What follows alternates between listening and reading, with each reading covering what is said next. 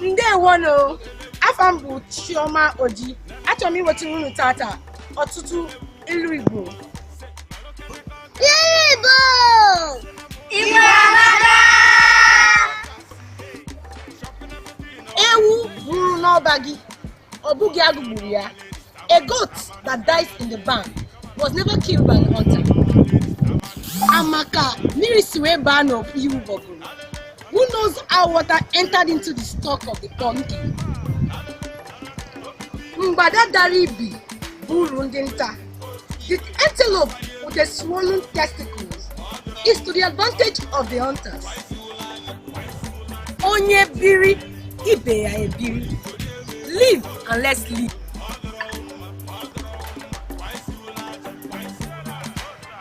Hey!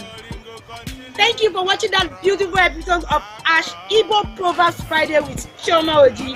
Follow on Twitter for more reference at Igbo Proverbs _. Follow me on Instagram at Chioma Oji. Thank you and see you next Friday.